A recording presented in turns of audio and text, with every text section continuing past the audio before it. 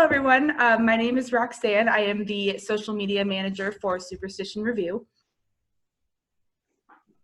And hi, I'm Patricia Murphy, or Trish, and I am the founding editor of Superstition Review. And I'm Katie Berta. I am the supervising editor of Hayden's Ferry Review. Awesome. So today we're going to go through a little bit of tips and tricks and advice for submitting to literary magazines, such as the ones we work on. So the first question we're going to go and talk about is, what advice do you two have for people submitting to literary magazines? I think the first piece of advice is to respond to the guidelines that the magazine has. Send your best work and take a look at it before you jump in. I think a lot of the times, and I am guilty of this myself, I blast out a lot of submissions, and sometimes there are times that we get submissions that you can tell are just sort of blasted out there, and they're not given a lot of care, and they're not tailored to the magazine at all. I know Superstition Review is online, so you can look at that content and before you submit. HFR also has some of our content online so that you can, without even purchasing the magazine, which, I mean, we'd love for you to purchase the magazine, but you can check out what we do before ever sending us anything. So. And I'll just add to that, Katie, everybody sends simultaneous submissions, and I am all for that. I know how long magazines take to reply, and I understand that it's not realistic to send a packet one place and then get a rejection and then send it another place. It's just not realistic in our current time frame. So, but we happen to very often get submissions that come into like Sycamore Review. You can really tell they're going alphabetically. And it doesn't make me feel good. It makes me feel good if someone references like something that they liked in the last issue, something so that I know that they've really paid attention to what we do and what we represent. And it's interesting because, one thing I didn't mention is Superstition Review and Hayden's Ferry Review are kind of sister publications. We're both at Arizona State University, but we have a lot of very different, that doesn't make what we publish the same. So even if you feel like you know where the publication is coming out of, and you should know, right? You should know, is it an indie press? Is it affiliated with a university? Something like that. Reading the magazine, subscribing to the magazine can give you a really good understanding of audience and purpose, because I like to have an understanding of why someone wants to be published. Like when I read a packet of poems or a story or an essay, I'm really looking at audience and purpose. Awesome. I think that's some really great advice. And then kind of following that same trend, what are some rules you suggest following when submitting to literary magazines? I think, again, so sending your best work, making sure that it's polished on every level that it can be. I think, I'm not one of those people who, if there's one typo in an impeccable piece, I will be like, no, that's not how I would ever react. But I think if a piece has lots of little strings that have come undone throughout it, and there are typos, and there are, various things like that happening. Or I think I read, I can't remember what this was, a story recently where the spelling of the character's name was changing throughout the story, and I was like, how invested in this character are you? You can't even remember the name. But those little things can add up, And I don't think that, you know, like one typo is the reason that something comes undone. But I do think that it can be something that accrues. The other thing, I think, just speaking to sort of what Trish was saying too, is pay attention to the aesthetic of the magazine. And sort of like you're saying, I feel like HFR and Superstition Review are super different. Often HFR rolls over because we have these student editors. So we're sort of an ever evolving magazine. If you're not paying attention to the aesthetic that's going on now, your piece might not hit. If you're looking at, you know, 1996's issue of HFR and sending us the 1996 poem, we might not like it. Or, you know, we might like it, but it might not be a good fit. So thinking about fit, thinking about polish, and making sure that you're as professional as you can be, I think are all good rules. And to piggyback on that, thinking about medium as well. So printing a poem is very different from formatting a poem in HTML. So we're all online, and very often, and I'll talk just a little bit about our process as we do this. So if we have, our largest submission field is poetry. Say we get 500 submissions of poetry, 5 poems each, so that's 2,500 poems. So when we're reading, we sit down to read, and I read every single submission, every single poem. What has to happen is I really need to have a poem that I can print online. So there have been times when I've really, really enjoyed something, but there was no way that I could recreate it online. Now, we have screen cap things, like we've done a JPEG, but it's very different publishing in poetry than publishing in print. And in fact, I have had a submission where I wrote and I said, I love this, but you have to do it in print. This can be too hard to do online. So here I am with my 500 poets who have sent their work, which is such a gift. I see it always as a gift. And we're publishing 10 of those poets. So one of the first things that we do logistically is read for no. So at some point in reading the submission, we are most likely going to be a no. And sometimes that happens when I'm reading the bio.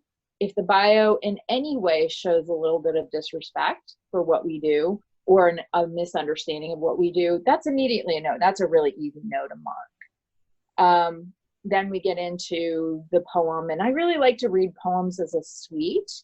And so if we love the first poem, but then poems 2 through 5 are super weak, we may be a no just because we feel like the good one was a fluke. So there you go a no. A typo isn't going to make me be a no, but maybe some strange formatting would. Like sometimes, especially centered poems, but not a trend right now. We will usually, if I see a center, that's just an easy no, things like that. But we're reading until we hit no, and then we move on to the next step. And we usually end up at the end of the reading period with about 30 that bubble to the top.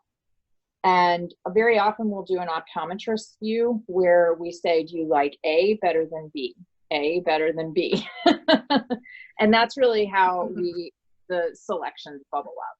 So it doesn't have so much to do with following rules as it does, not making a mistake that makes you a no before we can even think about it.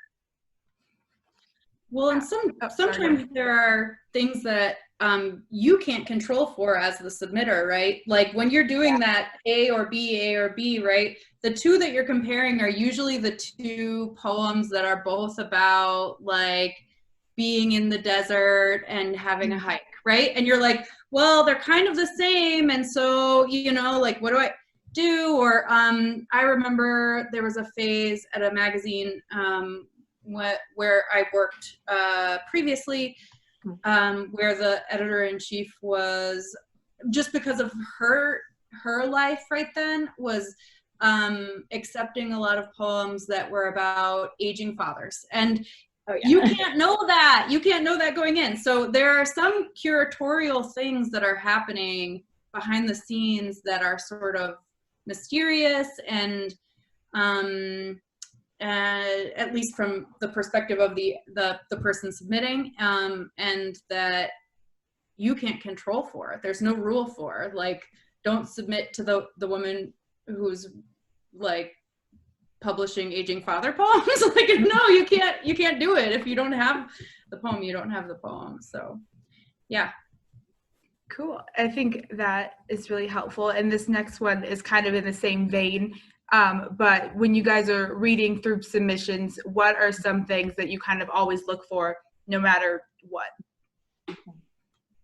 So I think, HFR is curated by the MFA students, but when I see what the MFA students value, at least right now, I see them reflecting a political consciousness and an intensity, and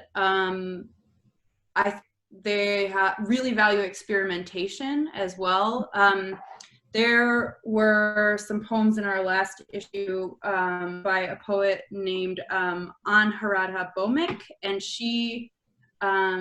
they are called AOL Instant Messenger poems. I can't remember exactly the title, but it has the old school sort of AOL Instant Messenger away message, and then it is footnoted, and then the whole rest of the poem happens in the footnotes, and it's so exciting and beautiful and amazing, and so those are the sort of things that the students, the graduate students in the MFA program, often are most excited about, and I'm excited about those too. Fiction wise, I think often they are, and prose wise, they are often looking for sort of magical realism or fabulous sort of fiction, stuff that blurs the boundaries between sort of a realistic emotional life and the metaphorical emotional life that they can bring into the story. So yeah, that's them. That's such a great point, Katie, because I think that is one place where HFR and SR differ a lot, because traditionally, and our sections are all curated by me, a faculty advisor, and an undergraduate. So it's really a team of people. We use the reading process as a way to help undergraduates understand publishing and the market. But we publish 5 stories and 5 essays per issue. And how many do you I don't think you have a set, right? No, usually our book is about 130 to 160 pages, but that's a big, range. Yeah. Yeah. So I think maybe because we publish so much nonfiction, our fiction tends to be more realism. That's just a trend. We've done a few experimental pieces, but I find that we get a lot of realism. Like, we get a lot of very literal stories. Like, person has problem B and has a conflict with person C, right? So that's one of those things that you really have to read the publication and know the publication to understand the aesthetic. But the other thing is that when back to the process of reading, we get 100 stories per submission period, and we choose 5. So we're 5% public acceptance rate, which is actually kind of big, because there are magazines that are 0.05. So when we're reading, it's the conversations that we have in editorial meetings are really fun, because we'll come to a story and say, I remember I remember everything about this story. I remember the setting, I remember the people, I remember the plot.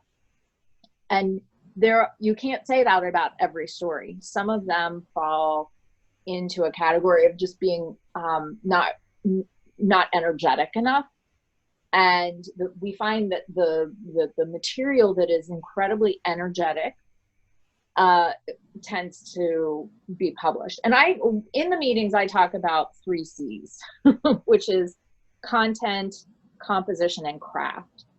So when I'm talking about content, I'm talking about plot and scenes and characterization and setting and dialogue. Composition is the writing beautiful, right? Do I need to read a sentence and think, oh, I wish I could write a sentence like that? Like, the writing has to be super energetic.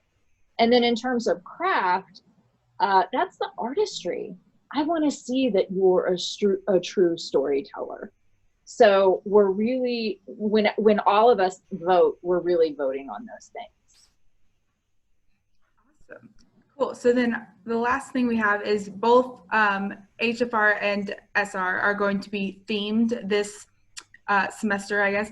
And so what are some pieces of advice you have for submitting to themed issues specifically compared to just regular issues, I guess?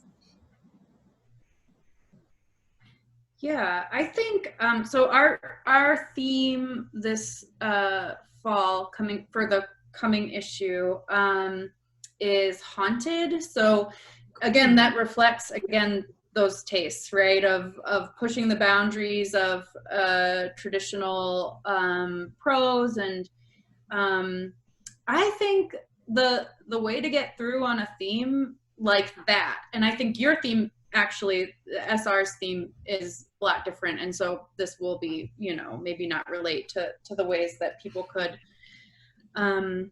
approach that.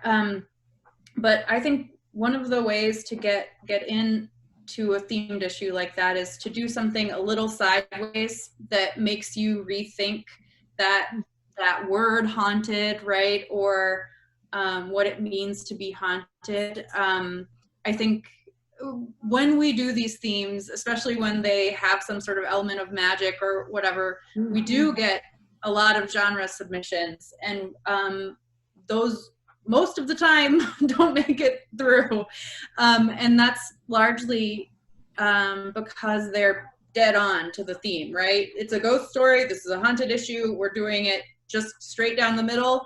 And that's not exciting. Like you're saying, Trish, the energy, what happens when you do that sideways thing is the energy ends up really high. The tension ends up really high in reading the piece.